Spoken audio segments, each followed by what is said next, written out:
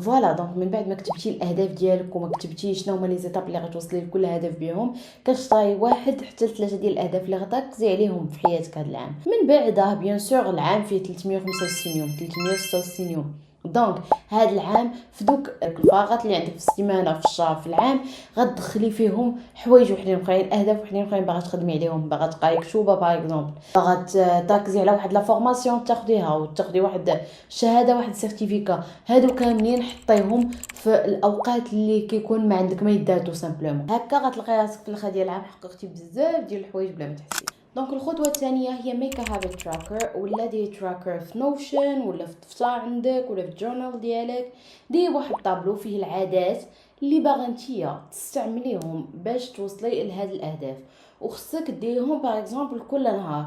واحد الهابت تراكر ديال يوميا ولا ديال اسبوعيا ولا ديال كل شهر.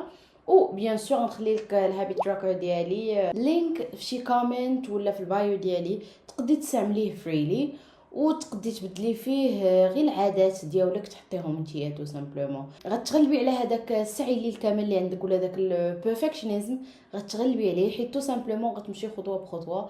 وماشي مشكل الا درتي اليوم واحد الحاجه وغدا ما درتيهاش، المهم هو انه فاش غيسالي العام ولا فاش غيسالي الشهر خاص البورسونتاج ديال انك درتي هذيك العاده اكثر من البورسونتاج ديال انك ما درتيهاش. الخطوه الثالثه هو خصي واحد النهار في السيمانه ولا في الشهر ولا كيتسمى الامبيرفكت داي. هذا الامبيرفكت داي كديري فيه راندوم ثينكس اللي في بالك ديريهم، مش هي ديريهم تو سامبلومون، ولكن according to your plan ما تقديش ديريهم. بحال باغ اكزومبل تراين واحد الهابي جديده ولا تقراي واحد الكتاب تصمي تكملي فيه تو سامبلومون دي بروجي اللي بديتي الخدمه عليهم وما لقيتيش الوقت، تقراي شي فورماسيون في اي حاجه ما داخلاش في هذا البلان اللي كنخدموا عليه دابا حنا ديال 3 ديال الاهداف العام اللي غتركزي عليهم ويكونوا هما الشغل الشاغل ديالك.